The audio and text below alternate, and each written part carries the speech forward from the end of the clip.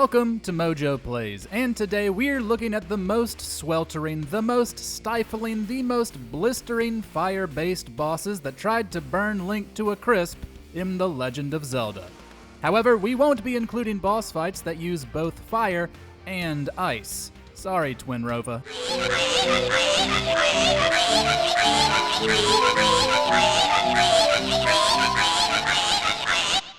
But before we dive in, we publish new content all week long. So be sure to subscribe and ring the bell to get notified about our latest videos.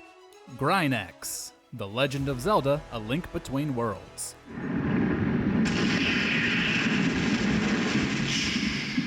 The boss of Turtle Rock in A Link Between Worlds is a literal rock turtle. Even as the most tame boss on our list in terms of how hot things get, Grinax still brings the heat. It spends the first phase swimming around a pool of lava, spewing magma upwards from its shell that Link must avoid. By using the ice rod to drop shards through the convenient holes in the arena floor, Link can move on to the second phase. Grinax will then attack Link head-on, attempting to bite him, spin around the arena in its shell, or emit a powerful explosion, all while lava geysers still rise from below. After whacking it in the head with your sword enough times, the boss's fire will be put out.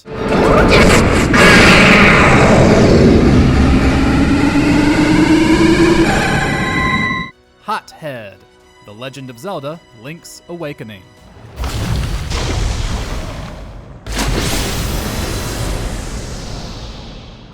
Hothead is another boss that guards Turtle Rock, albeit an entirely different version. As a boss that's essentially a giant talking fireball, it isn't something you'd want to get too close to. Not that you could, since Hothead also sits in a pool of lava. As it hops around, trying to splash Link with the hottest substance known to man, players must use the magic rod to extinguish its flames. It'll then bounce around the arena trying to ram into him while you use the magic rod again to deal damage and get rid of its shell. It's a fun, quick-paced fight that keeps you dodging damage.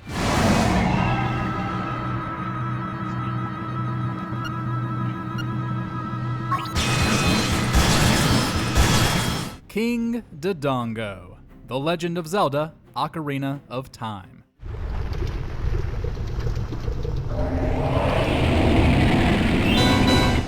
As a kid playing Ocarina of Time for the first time, the entrance of King Dodongo was certainly an intimidating one for me. He's a massive, fire-breathing lizard that either tries to smush you or set you ablaze. And most of his arena is covered in molten rock, somewhere you should definitely not stand. Of course, as only the second boss in the game, he isn't all that hard once you know his gimmick and how to avoid his attacks.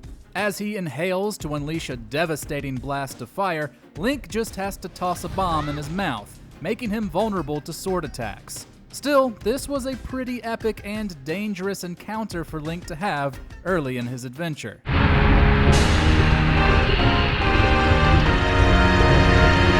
Fire Blight Ganon, The Legend of Zelda, Breath of the Wild.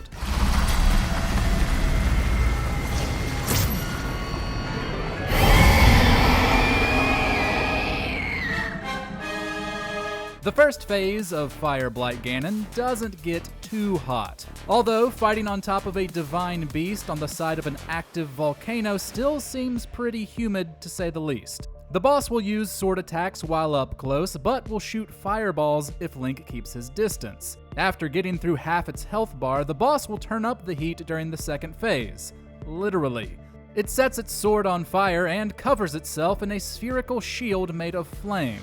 This can block everything Link has except for his Sheikah bombs, but those can only be used when Fire Blight Ganon sucks in air for another attack, similar to how Link dealt with King Dodongo. It's far from the most troublesome boss in the game, but getting hit by that flaming sword will hurt quite a lot.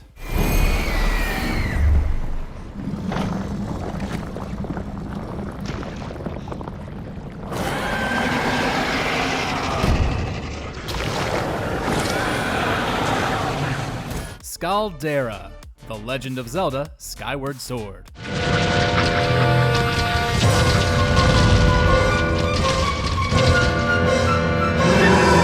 We've We've seen molten rock in boss arenas, but a few bosses are actually made entirely of it. Scalera is the second boss in Skyward Sword, fought at the end of the Earth Temple. Most of the time, Link will be running as Scalera chases after him, unleashing fire attacks. By hitting it with a bomb, you can force it to roll back down the ramp, and at the bottom, it begins to inhale, preparing for another giant fireball. Again, King Dodongo taught us what to do here. But after throwing in a bomb and blasting away some of the rocky shell, you'll then have to poke its eye with your sword, which can be tricky depending on how much shell is left, and since the eye moves around the body.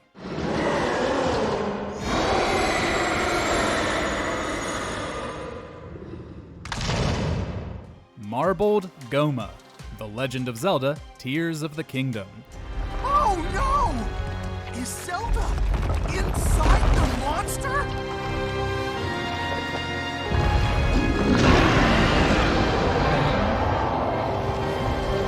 Goma is one of the most frequently recurring bosses in the series, and has appeared in fire-based dungeons before, like in Wind Waker. But since Marbled Goma actually uses fire-based attacks, we're going with that iteration. Link and Yunobo face off against this rock titan at the end of the Fire Temple. She'll try to use her giant legs to crush you, but will also toss boulders at Link that will detonate after a short period, emitting deadly explosions.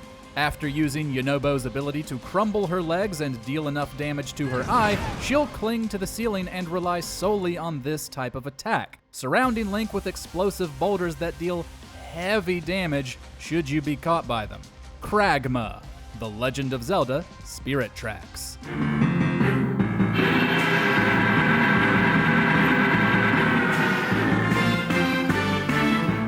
Not only does this fight bring all the peril of fire-based bosses, it's also one of the most fun ones. Surrounded by a pool of lava, Kragma will attempt to pound Link with its fists, which also causes flaming rocks to rain down from above. Afterwards, you use the nearby minecart and railways to circle the boss, firing at its various weak spots with the bow until it collapses so you can take stabs at its head. Of course, if you take too long on any given tier, Kragma will grab Link with what we can only imagine is a very hot hand and toss him back to the bottom. The bow's touchscreen controls are simple but intuitive, making this a standout fight in Spirit Tracks. Firus, The Legend of Zelda, Twilight Princess.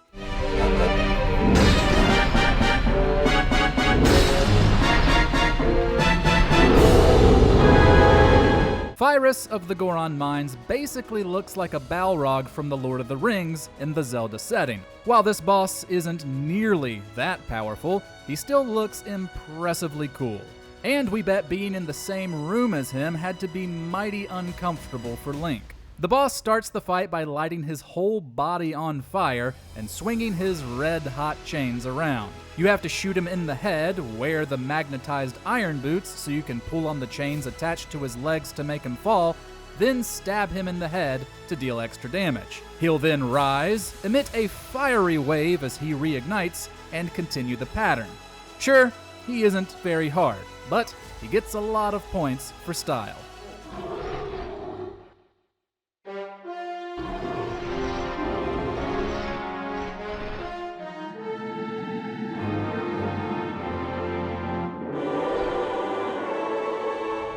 Volvagia, The Legend of Zelda, Ocarina of Time. One of the more iconic bosses in Ocarina of Time is Volvagia, the dragon fought at the end of the Fire Temple. He's faced in the middle of a volcano, which requires Link to wear the Goron tunic to not take constant damage from the heat. He'll hide between a number of magma patches on the ground, and when he pops up, you have to whack him with the megaton hammer before he breathes fire or slashes with his claws, opening him up to sword attacks. When flying around, he'll be invulnerable, breathing fire or bringing flaming rocks down on Link's head. It's a pretty fun fight, so we were happy to see Volvagia return in Echoes of Wisdom. Flame Gleeok, The Legend of Zelda, Tears of the Kingdom.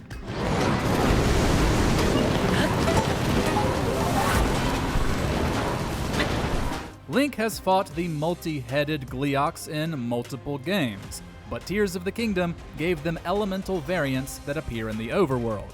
The Flame Gleeoks will have no problem annihilating Link if players come across one in the early hours of their adventure. Like Volvagia and Ocarina of Time, Link will take damage from the insane heat unless he wears the proper gear or eats a proper meal. It also discharges mighty fire blasts from each head until Link can knock them out with arrows, opening them up for further damage from melee weapons. At a quarter health, the Flame Gleeok will fly high in the sky, raining down fireballs greater than any other boss before it. As long as Link is still alive, he can catch the updraft it creates, shoot its eyes a few more times, and bring the beast crashing down.